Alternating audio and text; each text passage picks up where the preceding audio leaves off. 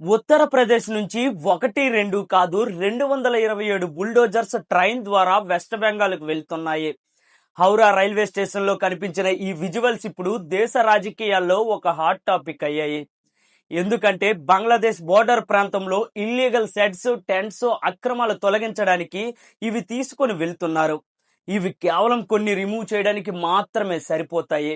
మొత్తం రిమూవ్ చేయాలంటే ఇంకో 500 బుల్డోజర్స్ కావాలి. అంటే దీన్ని బట్టి అర్థం చేసుకోండి మమతా బెనర్జీ రాష్ట్రాన్ని ఎంత దారుణంగా తయారు చేసిందో. వీటిలో ఒక భయంకరమైన విషయం ఏంటంటే కెటిల్ స్మగ్లింగ్. మన భాషలో చెప్పాలంటే ఆవులను తరలించడం. రిపోర్ట్స్ మరియు ఎన్ఫోర్స్మెంట్ ఏజెన్సీల దర్యాప్తు ప్రకారం కొన్ని బోర్డర్ ఏరియాల నుండి ఆవులను అక్రమంగా బంగ్లాదేశ్ వైపు తరలిస్తున్నారు. భారత్లో తక్కువ ధరకు కొనుగోలు చేసి బోర్డర్ దాటించి అక్కడ ఎక్కువ ధరకు అమ్ముతున్నారు. ఈ రవాణా కోసం కొన్ని చోట్ల షెడ్స్, గోడాంలు, ట్రాన్సిస్ట్ పాయింట్లు కూడా ఏర్పాటు చేశారు.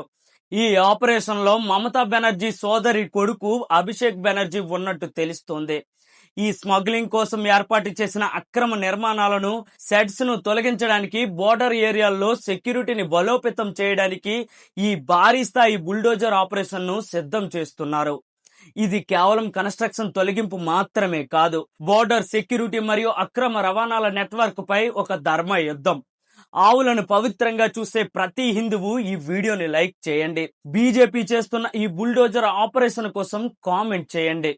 జై హింద్.